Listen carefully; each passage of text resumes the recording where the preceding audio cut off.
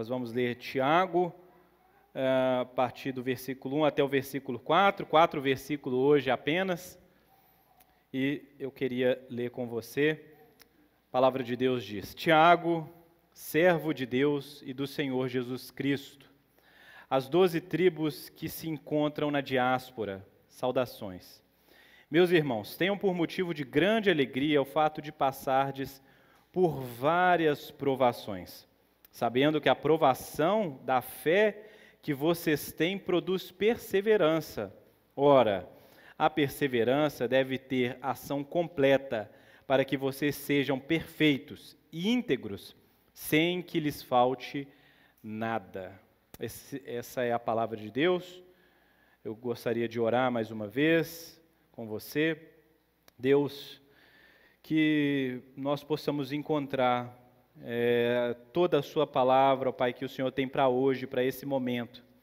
Que o nosso coração possa estar receptivo, os nossos ouvidos abertos, que a palavra do Senhor, ó Pai, nos leve a uma prática, a uma conduta, a uma ética, a uma ação que corresponde, ó Pai, àquilo que o Senhor deseja para nós, aquilo que o Senhor decreta que nós possamos amar e que nós possamos viver, ó Pai, a liberdade dos filhos de Deus, daqueles que são discípulos de Jesus, daqueles que buscam nesse mundo glorificar o Senhor, brilhar a luz do Evangelho em testemunho, em missão.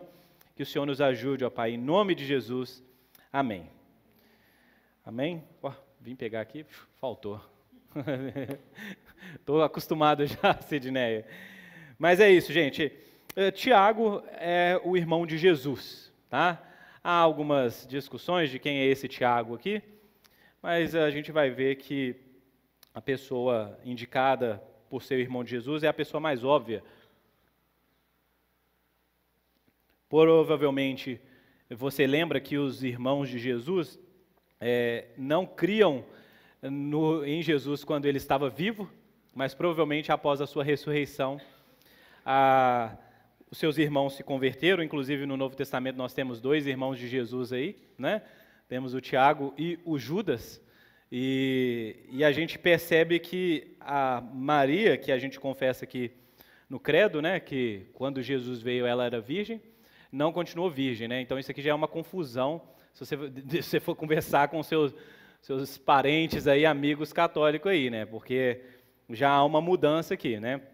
O Tiago, irmão de Jesus, que não cria no Jesus antes da ressurreição, após aí a ressurreição, passa então a depositar a sua fé no seu irmão, pensa sobre isso, como seu Senhor e Salvador, e não somente isso crê, mas se torna uma pessoa proeminente, uma liderança forte na igreja em Jerusalém, a ponto que em Atos capítulo 15, quando Paulo e Barnabé vão a Jerusalém para resolver aquele problema lá, como que o evangelho estava sendo pregado aos gentios, o próprio Tiago e Pedro e João são mencionados ali como aqueles que dão um parecer positivo sobre a missão de Paulo. Então, esse Tiago aqui, provavelmente é essa figura mesmo, uma liderança, um pastor da igreja de Jerusalém.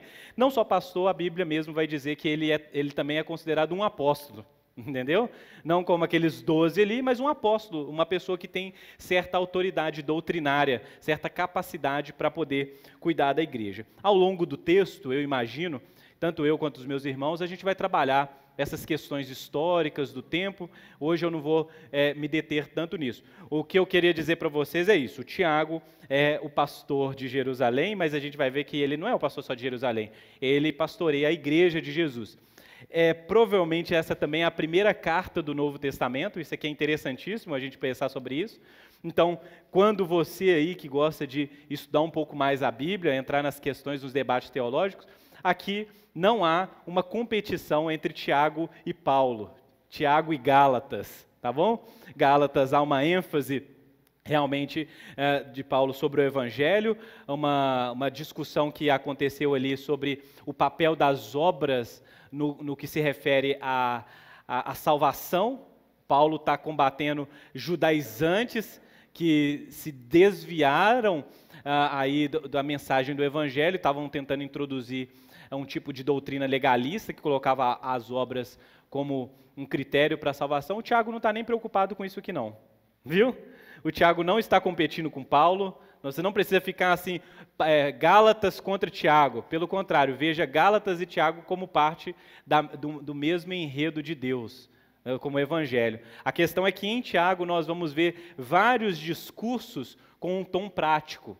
O Tiago estava muito preocupado com isso. Não é que o Tiago desconsiderava a fé, não. É porque para o Tiago a fé sempre se manifestava também em uma prática, em uma ação externa e visível. Isso na verdade, evidenciava o caráter transformado. A carta de Tiago, ela tem muita semelhança com os escritos sapienciais, né? Tenho certeza que o Everton vai falar sobre isso na semana que vem aqui. Ou seja, a gente vai ver algo em Provérbios, né? aqueles ensinos, capítulos de Provérbios, muito parecido com Tiago aqui, mas não somente isso, os escritos também, extra-bíblico também, a sabedoria também judaica, né? Da cultura judaica, também tinham essas pequenas porções rabínicas, né? Que eles trabalhavam na sinagoga, de como a fé deveria se tornar prática, e essa coisa, o que devo fazer no meu dia a dia, nas situações. Então o Tiago, ele também herda isso. Lembra que o Tiago é um judeu, tá bom? E o Tiago, então, ele está pensando em como a igreja pode viver bem. Inclusive, se a gente quisesse comparar, dar um título assim para Tiago, o que o Tiago fala? Não, fé e obras, né? Ou sabedoria, né? Eu diria que o Tiago está preocupado como viver bem em um mundo mal. Viver bem é mais do que simplesmente saber alguma coisa a respeito de Deus, ou muito mais do que simplesmente fazer alguma coisa que Deus se agrada. Viver bem tem a ver com esse saber viver, que é completo, é uma coisa completa do ser humano. Então, são essas as pequenas informações. Tiago escreve provavelmente a irmãos em Cristo, judeus da diáspora, mas a gente vai trabalhar isso ao longo do texto. Tá bom, meus irmãos? Estão acompanhando aqui? Tranquilo? Amém, né? Então vamos lá, gente. Versículo por versículo, Tiago, capítulo 1, versículo 1. Tiago, servo de Deus e do nosso Senhor Jesus Cristo. Interessante que o Tiago não começa falando, eu sou irmão de Jesus, a minha autoridade está nisso, de que eu compartilho do mesmo DNA dele, mesmo sangue, e a minha autoridade ou a minha força vem do fato de eu ser parente de Jesus. Pelo contrário, o Tiago usa a palavra servo para se apresentar aqui aos seus leitores. A palavra servo aqui é a palavra doulos, né? A mesma palavra para escravo, né? O Tiago fala, eu sou escravo do nosso Senhor Jesus Cristo. Eu fui comprado pelo nosso Senhor Jesus Cristo e a Ele devo a minha vida. Eu sou um tipo de escravo livre, aquele que não está aqui por uma obrigação, mas fui vencido pelo amor do meu Senhor. E aqui estou a trabalho, a serviço desse Senhor Jesus Cristo. É por isso que eu estou aqui. A minha autoridade está nisso, de que eu sou servo de Deus, estou a trabalho de Jesus Cristo. Inclusive, você vai ver que várias vezes ao longo da carta de Tiago, Jesus sendo comparado a Deus, né? A palavra Deus e Jesus, elas vão ficar trocando de lugar assim, porque o Tiago tem ideia de que Jesus não é simplesmente o irmão dele, é o Deus dele. Isso é muito importante. De que Jesus é Deus, e porque é Deus, é também o nosso Senhor. E ele escreve as 12 tribos que se encontram na diáspora. A diáspora era, depois de muitas perseguições, isso aconteceu em alguns anos ao longo da história de Israel, do povo de Deus sendo espalhado pelo mundo por causa do juízo de Deus, por causa de perseguições, né? Se você pensar, por exemplo, nas perseguições que vieram tanto com Estevão e depois a perseguição de Herodes, que os judeus tiveram que se espalhar pelo mundo. Lembra, por exemplo, de Atos capítulo 2, quando no dia de Pentecoste que vem judeus de todos os lugares do Império Romano, ou seja, da diáspora, e eles então experimentam ali essa experiência da fé no nosso Senhor Jesus Cristo, e depois disso se imagina que esses judeus convertidos, eles voltam para suas cidades, eles voltam para as regiões mais distantes do Império Romano, E a partir, então, das suas vidas, das suas cidades, das suas rotinas, começam, então, a viver essa nova fé em Cristo Jesus.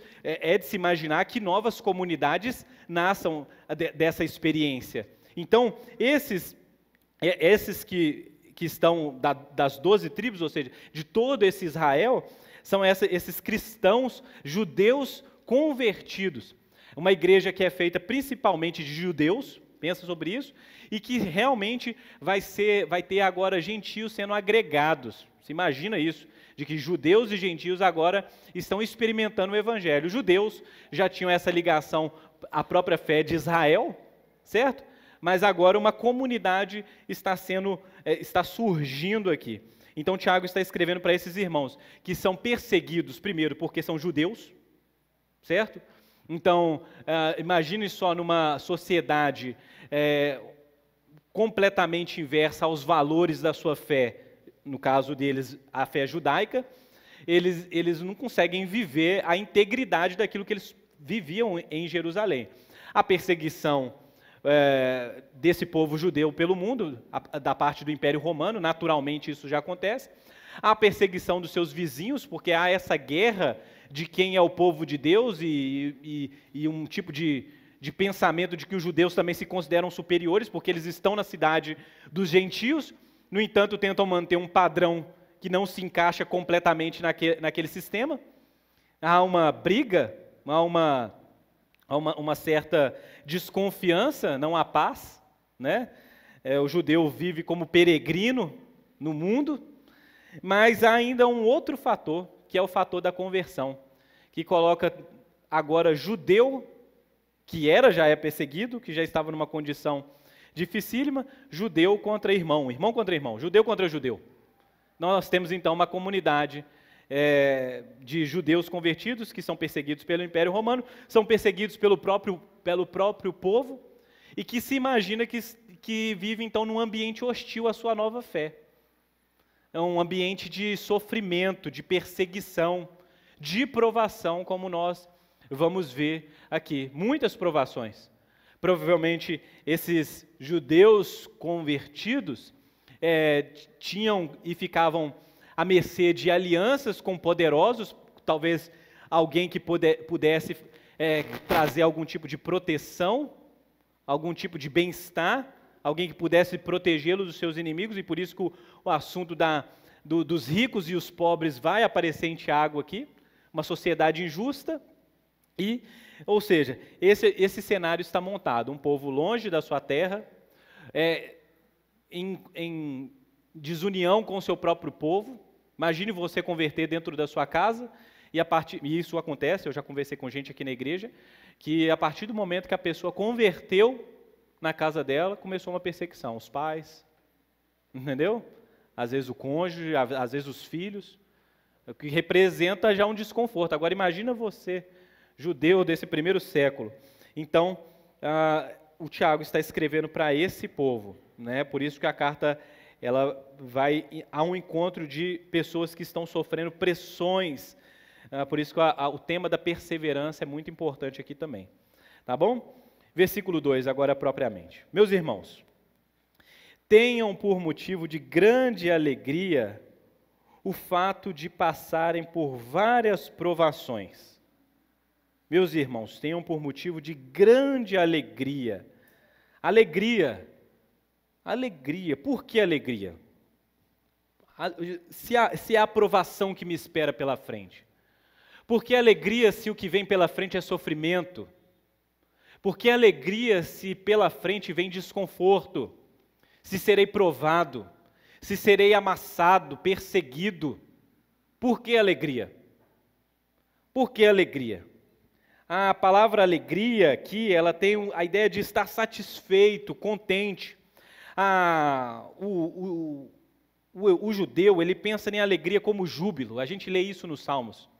Cantai louvores com júbilos. Cantando com instrumentos, batendo palma. E você começa a pensar num cenário de júbilo, de alegria, de festividade, quando as coisas estão indo bem.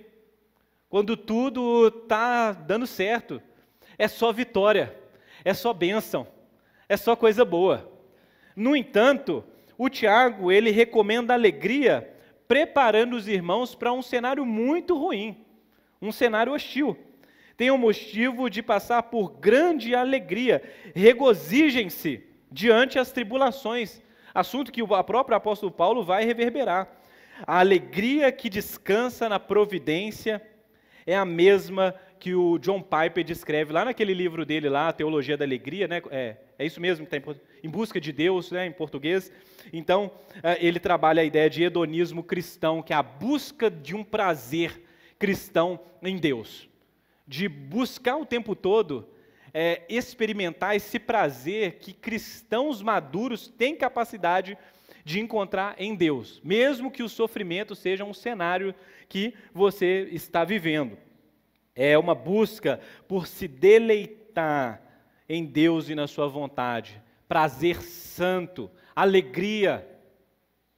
É como diz o cantor cristão: eu olhei a tristeza nos olhos e sorri.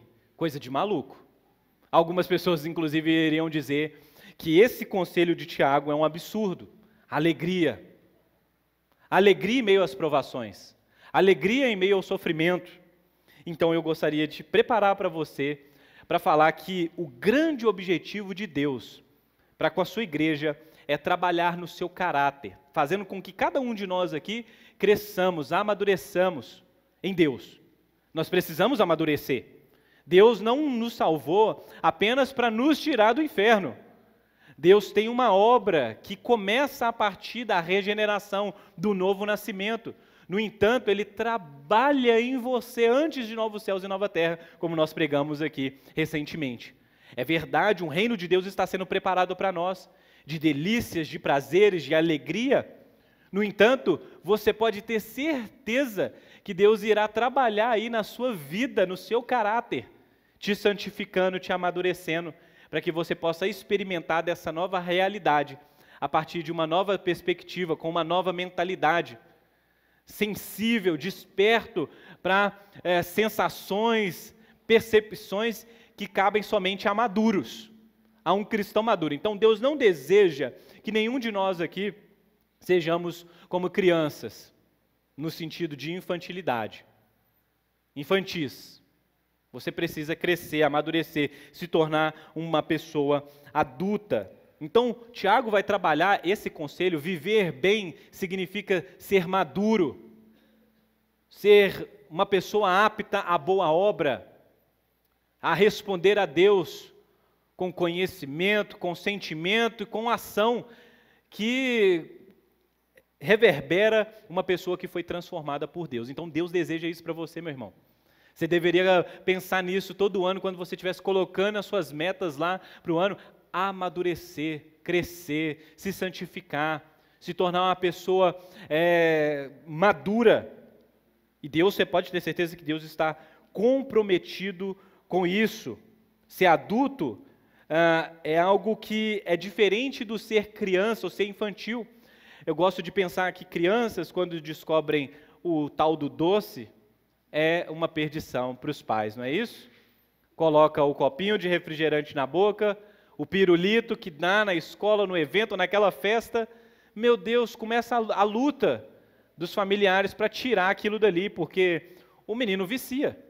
Ele descobre o que é bom na vida, não é isso? Ah, que vida prazerosa, que coisa doce. Quando o cérebro, ele experimenta aquela descarga de prazer que é provocada pelo açúcar que vem para a corrente sanguínea, o menino não quer mais comer comida, mas o pirulito, o doce, o refrigerante, o sorvete, fala a verdade, é uma coisa dificílima. E a gente vai crescendo, sabendo que doce é bom, não é isso? E acha que o único gosto que existe no mundo são dessas coisas. Tudo aquilo que parece amargo, ou apresenta um sabor diferente daquele que nós estávamos acostumados na infância, parece ruim. Eu costumo dizer, inclusive eu tenho um texto sobre isso no nosso site, e um vídeo sobre o café, não é isso?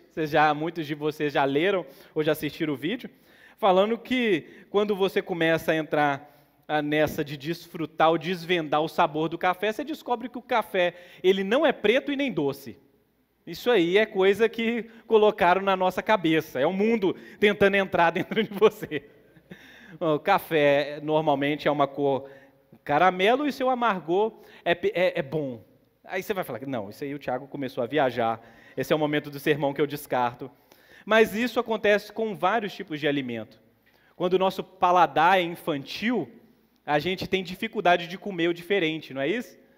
Mas a gente experimenta uma vez, experimenta uma segunda vez, aquele legume, aquela comida diferente, aquele alimento que não fazia parte do nosso cardápio, e a gente começa a descobrir realmente que o gilozinho com cebola e fígado é bom. Aí os irmãos, não dá, né? Aí quem gosta aqui, só levanta a mão, olha, ó, que é isso aqui, ó, quem entende culinária. Eu estou falando com você, meu irmão. Tem coisa boa na vida, e nem tudo de bom na vida é doce. Tem coisa que tem um amargor especial, digamos assim. Mas eu sei que falar de gosto é muito particular, não é isso? Eu mesmo não gosto de certas coisas que muitas pessoas aqui gostam aqui. Mas quando nós estamos falando de amadurecer, nós estamos falando de que nós vamos experimentar prazeres em Deus. Perceba isso aqui. Prazeres, satisfações, alegrias em Deus, que aquele novo convertido, o imaturo na fé, não vai encarar da mesma maneira. O novo convertido, o imaturo na fé, vai pedir livramento. O maduro na fé vai dizer, a tua graça me basta. Você está entendendo? A diferença de o que significa amadurecer em Deus é de que nós, como cristãos, começamos a interpretar ou a ver a vida de uma maneira completamente diferente do que a gente via antes sem Deus, ou no início da nossa jornada. A gente começa a ressignificar, inclusive, os sofrimentos, as provações, as adversidades. E aí você vai poder, então, dizer como um louco para esse mundo que você descobriu alegria, prazer. Você vai fazer canções e poesias. Você vai descobrir o belo em meio a um cenário hostil, se você olhar da maneira superficial. Então, ser adulto é desfrutar dessas sensações ou dessas percepções que somente um paladar ou uma percepção madura pode experimentar. Desfrutar de Deus com prazeres em meio à provação da vida não é algo fácil, eu sei. Muitos diriam, inclusive, que é impossível. Mas há uma alegria lá, há um tesouro, há algo para nós, preparado para que a gente possa desfrutar em Deus. Então ele vai dizer, a alegria, meus irmãos, tenham por motivo de grande alegria o fato de passarem por várias provações. A alegria está no fato de que nós vamos passar por um processo, e ao ver esse processo por completo, nós nos alegramos. Não é uma alegria simplesmente de que as coisas vão dar errada na nossa vida. É uma alegria em ter em mente todo o processo. Todo o processo. Pensa na palavra prova ou provação. O sentido aqui é de que um processo de refinação de um metal precioso. Um metal que será levado a altas temperaturas. Isso é provar.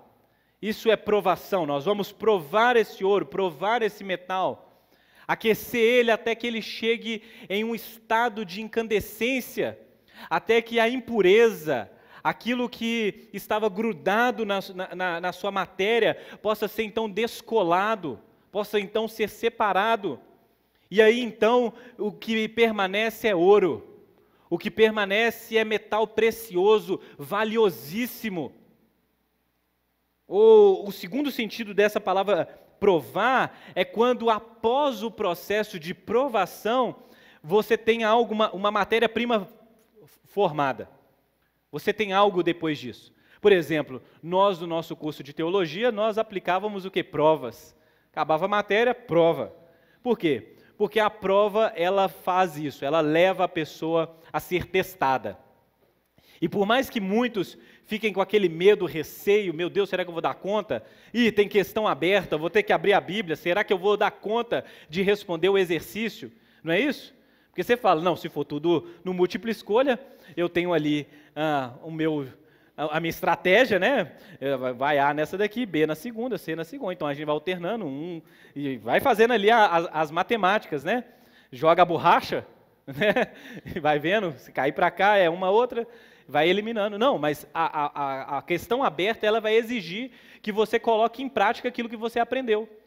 E antes disso, você não tem segurança de que você realmente aprendeu. Por isso os exercícios. Você é testado. Você faz aula de autoescola lá, de motoescola, você faz lá 10 aulas, 15 aulas. O que a gente faz? Marca o exame. Vamos ver se você está bom. Às vezes você chega no exame, está bom? Não. Tem que estudar mais então. Mas depois que você é aprovado, você percebe então, realmente eu estou pronto. Eu estou pronto para começar a dirigir, eu estou pronto para poder exercer minha profissão, eu estou pronto para fazer aquilo que eu não conseguia antes. Exercícios, provas, são importantíssimos para que a gente possa consolidar o aprendizado, ou para consolidar a maturidade adquirida. Não é isso? Os corredores aí, se você já fez isso, né? Se preparou, você se fortaleceu na academia, você cuidou da sua saúde, você mudou a alimentação, e agora eu quero ver se eu estou bom mesmo. Eu vou fazer aquela corrida de 5 quilômetros que vai vir aí. Quando você faz a de 5, chega no final morto, exausto, você vê que deu conta. Quando você deu conta, o que você quer? Agora eu vou fazer a de 15. Porque eu dei conta.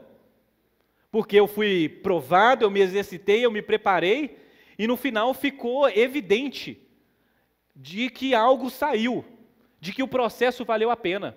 Valeu a pena acordar mais cedo para treinar, valeu a pena mudar a dieta, então a gente, na vida normal, aquilo que é normal a nós também vamos passando por processos que nos levam a um tipo de maturidade. Mas aqui nós estamos falando de uma maturidade espiritual que é esperado de todo cristão. E Deus é o responsável por esse processo, Ele trabalha ao longo desse processo. Por isso que nós temos que ter motivos de alegria ao passar por provações. Por quê? Porque as provações, elas serão como esse fogo que leva cada um de nós a ser aperfeiçoado, santificado. Vai te tornar uma pessoa mais madura. Então, quando cristãos são provados, o que pode ser uma provação na vida de uma pessoa?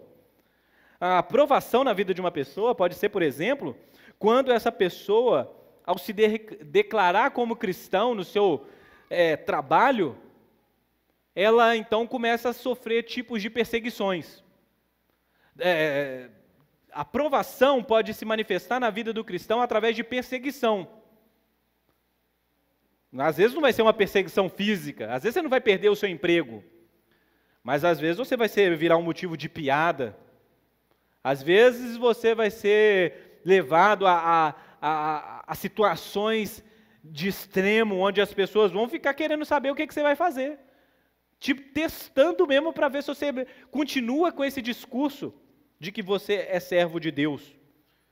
Então, você pode ser provado no seu trabalho, na sua casa, quando situações acontecem e você é obrigado ou a mudar ou a permanecer, porque às vezes você vai precisar mudar, porque se você realmente se declara um filho de Deus, um discípulo de Jesus, há uma expectativa que será criada, de que você vai mudar, os seus pecados serão abandonados. A gente espera, papai, que você seja mais gentil e mais paciente. Não é isso? Eu espero, mamãe, uma oração antes de dormir. Eu espero isso. Que a gente leia a Bíblia junto. De que a gente tenha mais tempo. A gente é levado, por exemplo, na escola ou na faculdade, e nós seremos provados ali naquele ambiente. Um ambiente que sim, muitas vezes é hostil, muitas vezes é um ambiente onde nós vamos ser levados a extremo, ou ambientes de tentação, muita tentação, as festas, as pessoas, os convites. No entanto, o conselho bíblico não é para que a gente saia desses ambientes. Não é isso? Não é para que você saia do trabalho, da faculdade ou de qualquer um desses ambientes onde você é provado. Não é fugir, é permanecer. É ficar lá como um crente, fiel a Deus. Não é para que o pai ou a mãe, eu vou tirar meu filho da escola pública ou da faculdade e tal, porque lá, meu Deus do céu, lá esses pensamentos entram. Que isso, gente? Prepara seu filho. Vai provando ele ao longo da vida, para que quando ele chegar em lugares como esse, lugares de hostilidade, ele possa então permanecer fiel e dar um bom testemunho do Deus que ele serve. Pensa em Daniel, por exemplo, de como Daniel permaneceu em uma Babilônia completamente depravada. Se você acha que o nosso país é depravado, imagine a Babilônia, uma obrigação de adorar a deuses que não eram o Deus de Israel. Está lá. Pessoas fiéis a Deus, não me prostrarei. Permanecerei fiel, servirei, buscarei o bem comum. No entanto, quando for para negociar entre a minha fé, o meu Deus e essas outras coisas, sofrerei então dano, com alegria. Irei para a cova dos leões com alegria. Perceba bem que, se você pensar Daniel, não é o nosso assunto aqui, o Daniel vai para a cova dos leões, ou vai para a fornalha lá, não pensando que Deus poderia o livrá-lo. Não tem nada disso. Ele não vai na promessa de que Deus vai livrar ele dos leões, ou vai livrar ele de qualquer outro sofrimento. Ele vai na certeza de que Deus vai com ele. E se ele morrer, está tudo bem. Deus está com ele. Terá uma grande e gloriosa oportunidade de testemunhar sua fidelidade a Deus. Então, nós confiamos em Deus não porque Ele vai tirar o sofrimento da gente ou nos livrar das provações, nos livrar do fogo, mas pelo contrário, é que nós passaremos pelo fogo com Ele. Isso nós estamos falando de maturidade. Então, escola, faculdade, nas redes sociais, nas relações em geral, nós podemos ser perseguidos, poderemos ser tentados, poderemos ser levados a situações que irá provar o nosso caráter, o nosso cristianismo, a nossa fé, o nosso conhecimento. Meu irmão, não sei se você descobriu isso agora ou está vivendo o mundo da lua, mas é o tempo todo em todos os lugares. Por que a gente gosta tanto de domingo de manhã aqui na igreja? Porque aqui, dificilmente, olha que ainda acontece, dificilmente, você vai se sentir nesse lugar de insegurança. Você pode baixar sua guarda, nós estamos em comunhão, nós estamos entre irmãos, mas daqui para fora ali, você pode ter certeza que o negócio vai acontecer. Você precisa ficar vigilante o tempo todo. É no trânsito, é criando os filhos, é no trabalho, é na faculdade, qualquer lugar que você vá. A sua fé será testada. Situações, adversidades, a tempestade vai chegar. Isso não é uma palavra abençoadora, não é isso? Mas não é o Jesus que disse? Que aquele que ouve as suas palavras e pratica é como o construtor sábio. Para você ver o que é sabedoria. Escutar e praticar. Jesus diz que o construtor sábio é aquele que construiu a sua casa sobre a rocha e que quando experimentar adversidades, porque elas vão vir, tanto para o construtor tolo quanto o sábio, os dois vão enfrentar tempestades, sofrimentos, os dois vão ter, a maré vai levantar, a água vai vir para essas duas casas, os ventos vão soprar contra essas duas casas, contra o cristão e contra o ímpio, isso aí você pode ter certeza, a vida tem dessas coisas. A gente é surpreendido por essas coisas o tempo todo. No entanto, como o cristão interpreta todas essas adversidades? Como uma oportunidade de ser provado, testado, o fogo aquece, o que é impuro é dissolvido, o que é valioso permanece para a glória de Deus. Está vendo? Então, as coisas podem acontecer nesse ambiente de perseguição, mas as adversidades podem nos surpreender. Por exemplo, como um caos social. Nada impede disso acontecer. Pode acontecer um caos social, e aí? Todo mundo vai, você sendo fiel a Deus, vindo à igreja todo domingo, participando da ceia. Se acontece algo na nossa sociedade, todo mundo vai passar nessa coisa junto, como tem passado em várias questões. Se você experimentar fome, nós estamos falando de coisas aqui, mas pense nesses irmãos que Tiago está escrevendo. Todos eles estão sendo perseguidos, rejeitados, caos social, muitos deles em fome, em pobreza. Pensa sobre isso, desemprego. Hoje você está fazendo a sua vida, hoje você está planejando as férias do ano que vem, você está adquirindo bens, como eu estou adquirindo bens, e pode acontecer uma coisa e a gente ter que abrir mão disso, que a gente julga ser tão valioso hoje para nós. Olha para você ver, isso pode acontecer com você sendo fiel a Deus, você vindo no culto, você não está pecando mais, você está estudando mais, você está dando o seu melhor. As adversidades da vida podem nos encontrar, desemprego, guerra, injustiça, violência. Nós pedimos a Deus que nos livre do homem mau, é verdade, mas pode acontecer.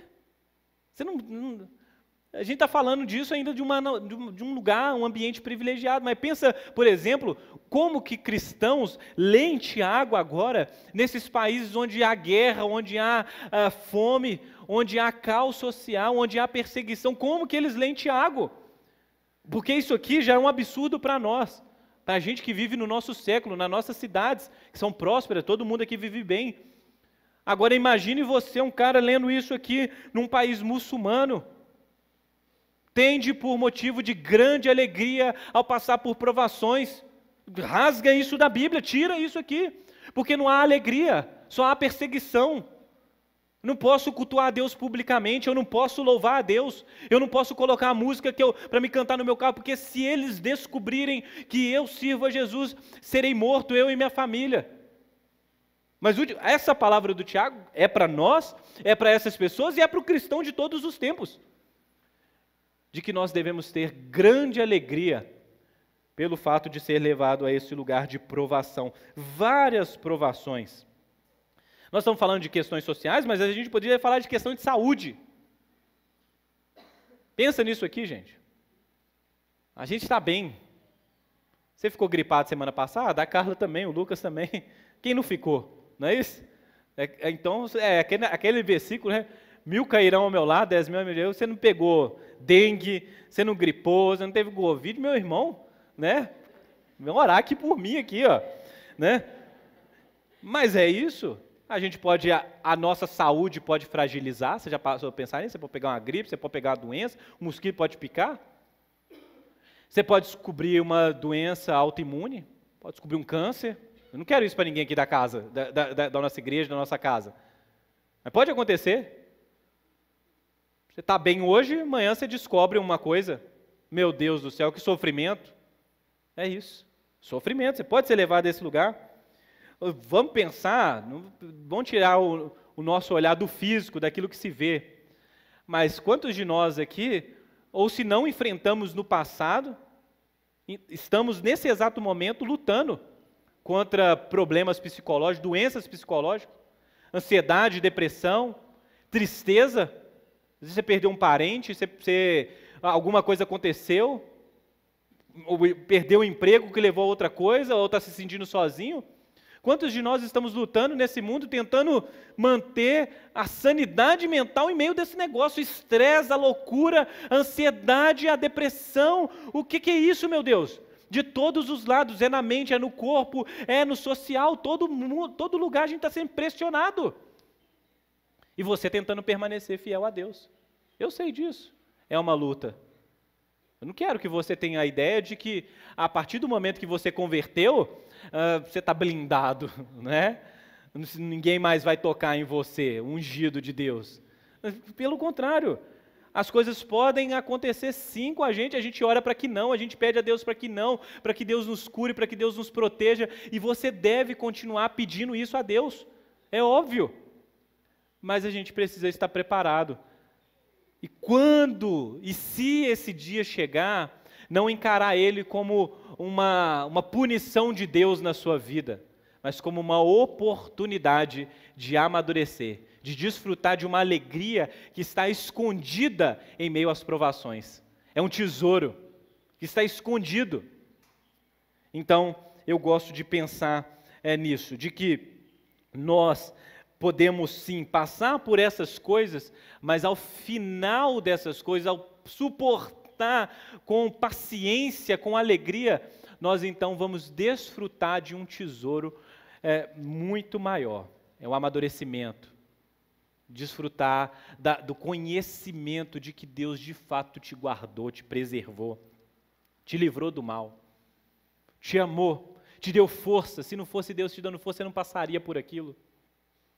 Você poderia lembrar de quantas vezes isso aconteceu na sua vida, de quantas vezes você pensou que não ia dar conta, não vai ter jeito agora mais para mim, eu não sei se eu melhoro disso aqui. Eu não sei se a minha situação ela consegue ser mudada, revertida, porque eu acho que eu cheguei. E é isso que acontece com a gente. Quando nós estamos dentro dessa turbulência, desse lugar de provação, a gente fica pensando, não vai ter jeito mais. Eu não sei se Deus está comigo mesmo. Deus, onde está o Senhor? Onde está o Senhor? Porque o homem mau me alcançou. Eu fiquei doente, eu perdi meu emprego, lá no emprego não dá mais, eu não vou... E aí você foi lá e simplesmente Deus te segurou. E aí você, como salmista, pôde até dizer, se eu vou nas profundezas, lá o Senhor está. Se eu subo nos altos montes, lá Deus está também. Para onde eu vou, Deus está comigo. E talvez poderia até ser diferente. Deus poderia ter me poupado, mas não. Confiou, acreditou, me deu a oportunidade de passar por isso. E hoje eu posso ter um conhecimento de Deus que é para além de conversa. Entendeu? Você tem um conhecimento de Deus, de ter experimentado Deus em meio às provações, de ter confiado em Deus.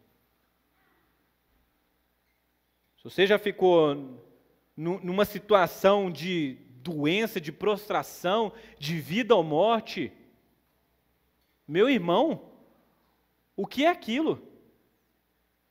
As coisas não vão para frente.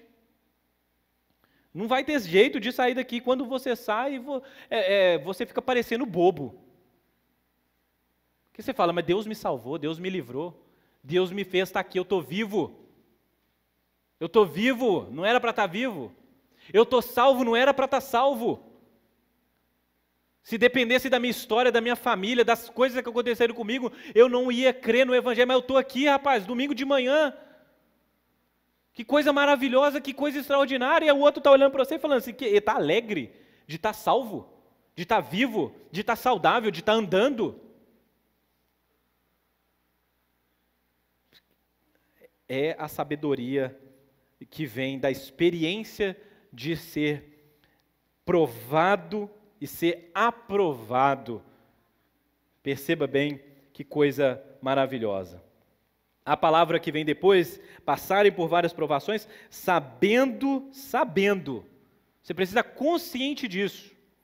Sabendo que a provação da fé que você tem produz perseverança. Perseverança. Você precisa ter isso em mente, senão você não vai compreender nada disso que eu estou dizendo aqui. O sofrimento vai ser para você como um inferno. Mas sabendo que a provação da fé, de que a sua fé será provada.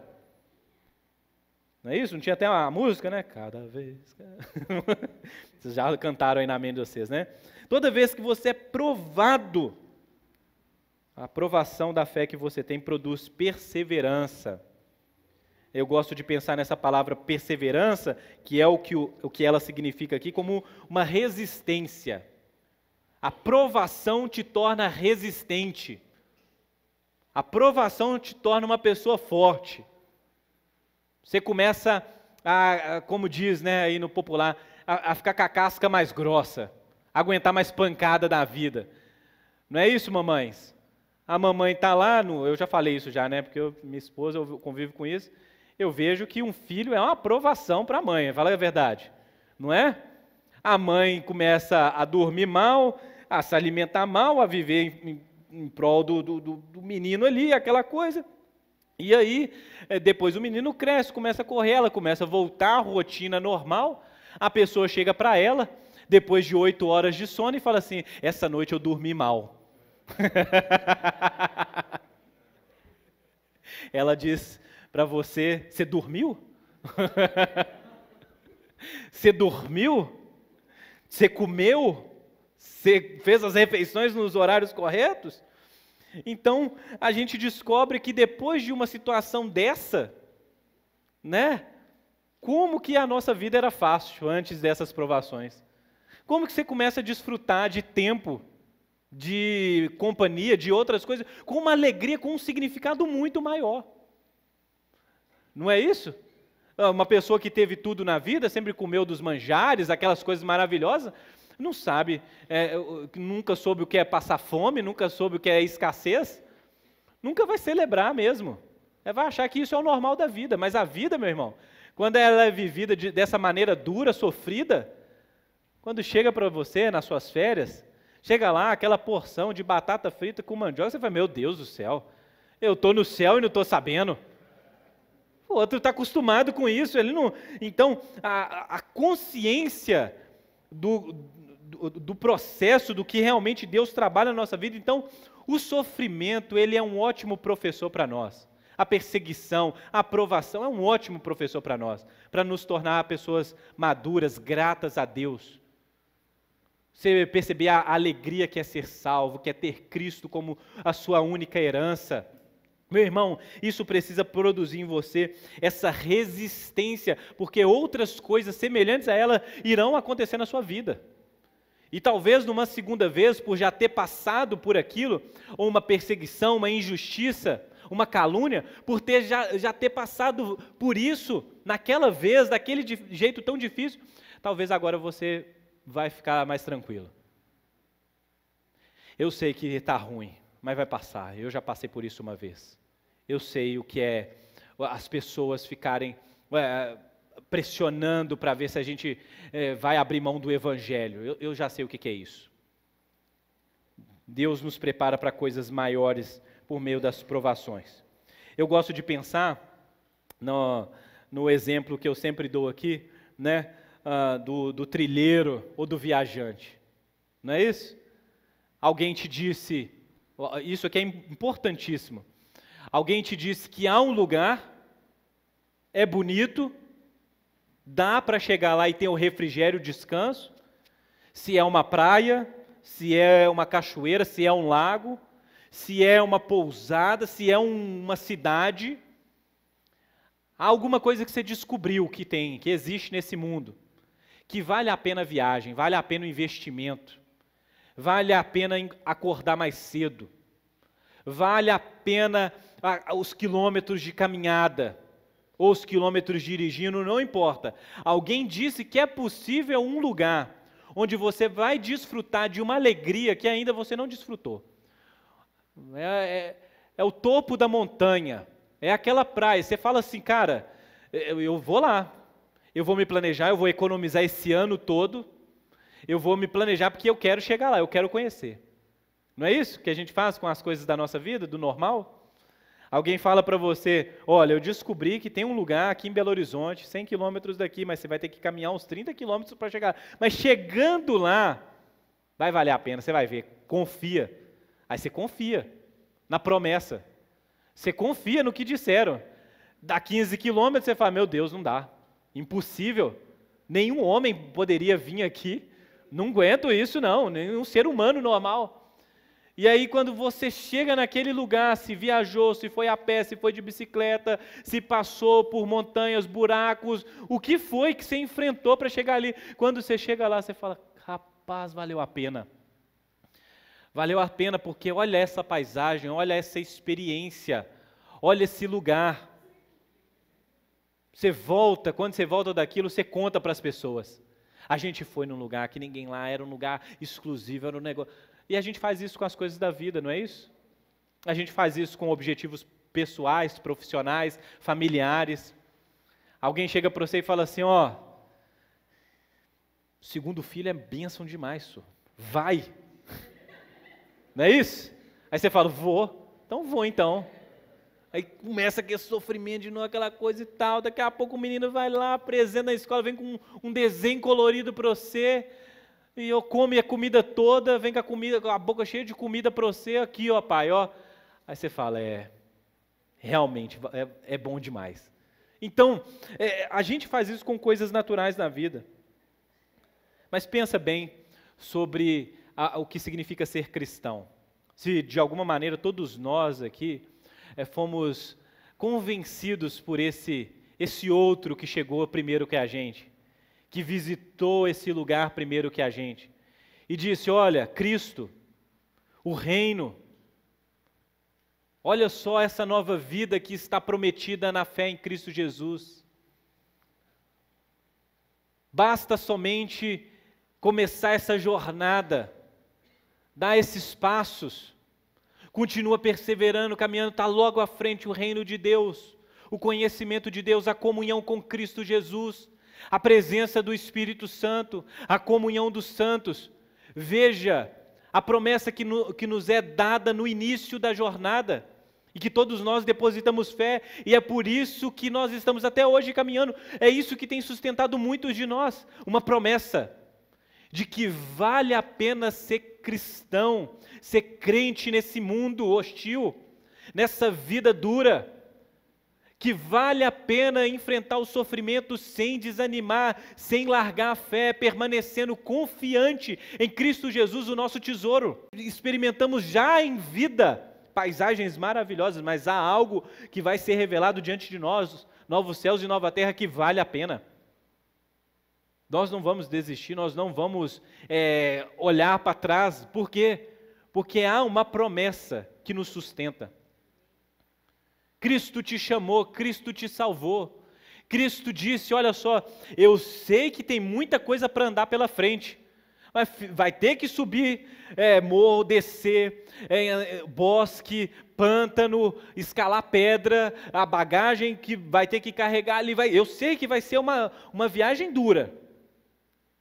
Aí continua caminhando.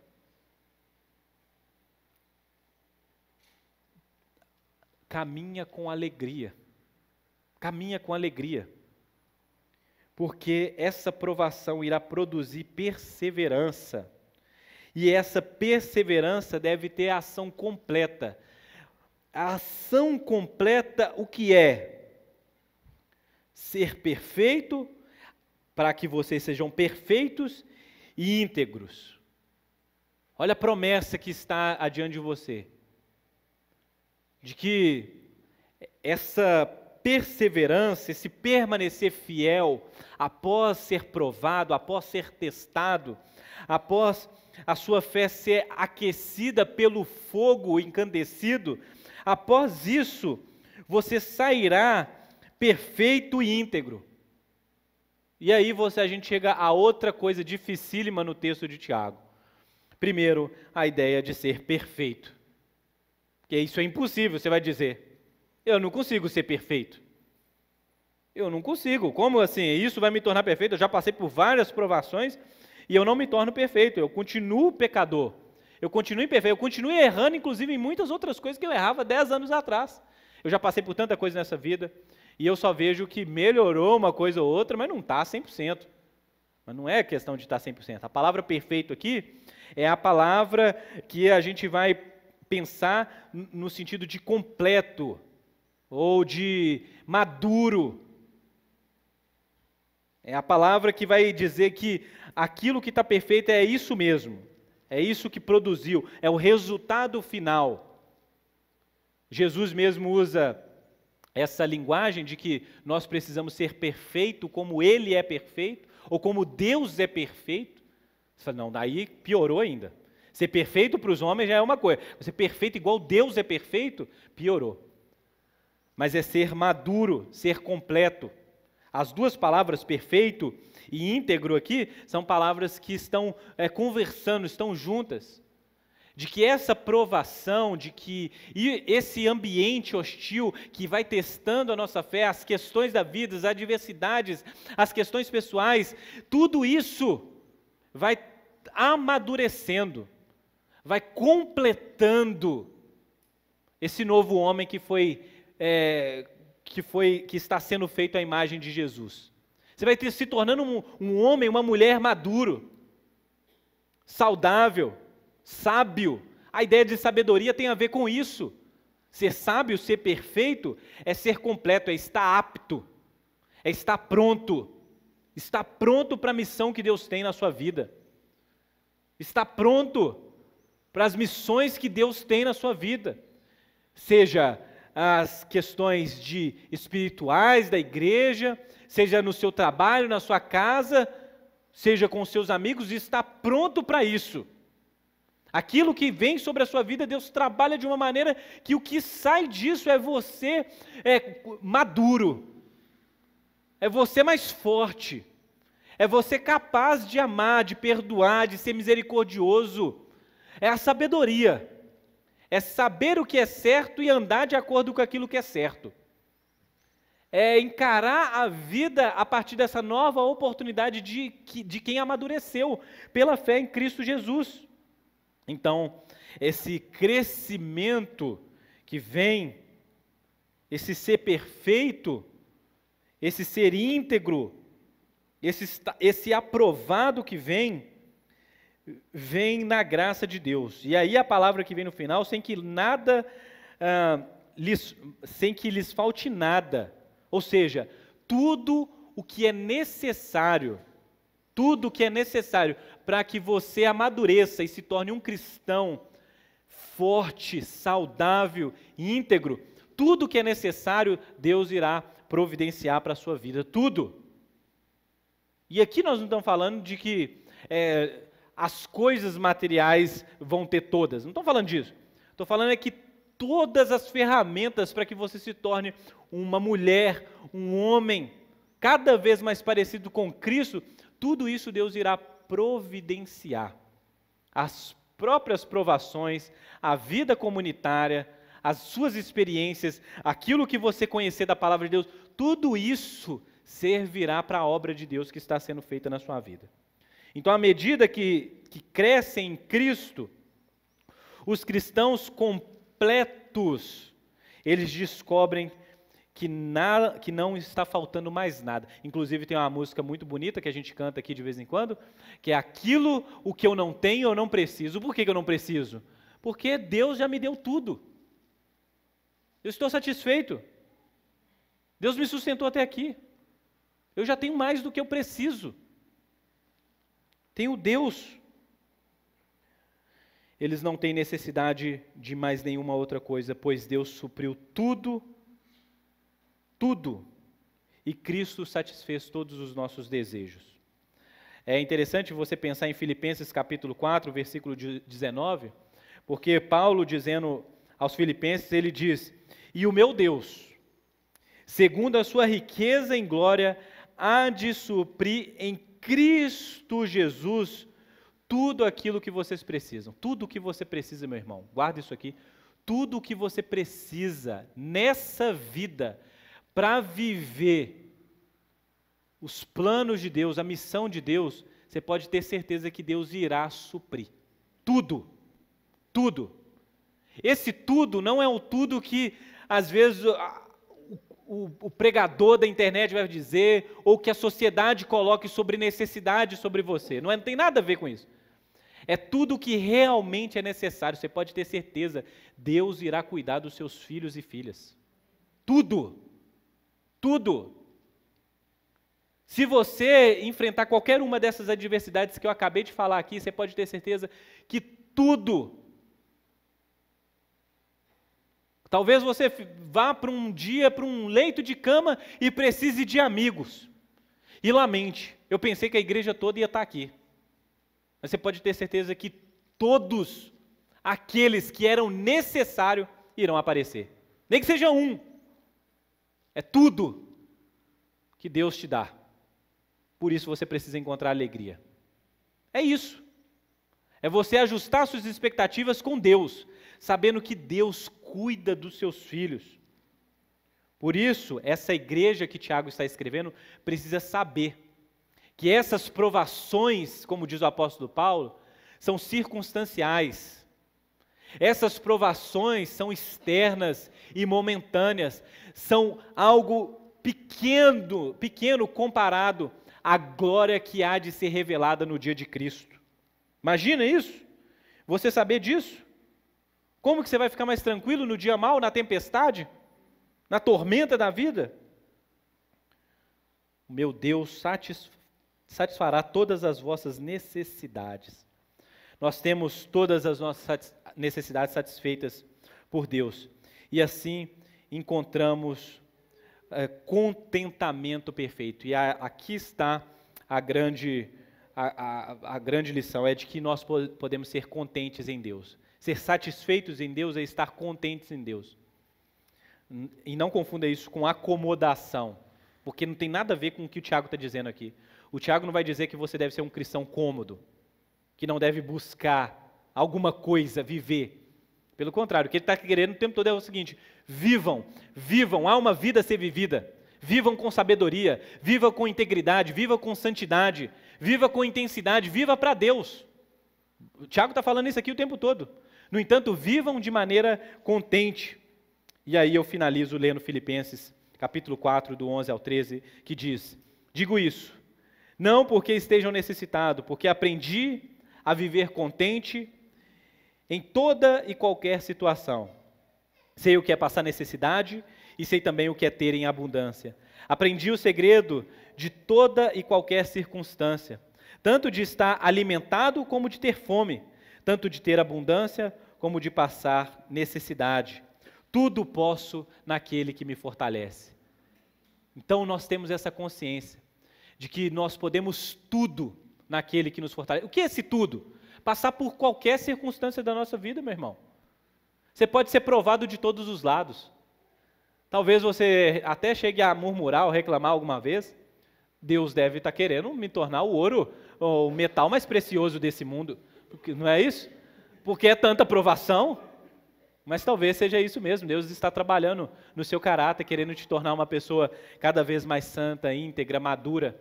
Você pode ter certeza que a igreja será abençoada, seus amigos serão abençoados com o que Deus está fazendo na sua vida, os seus familiares, no seu trabalho, tudo isso provocará em você mais maturidade para que mais e mais pessoas sejam abençoadas. Amém? Vamos nos colocar de pé?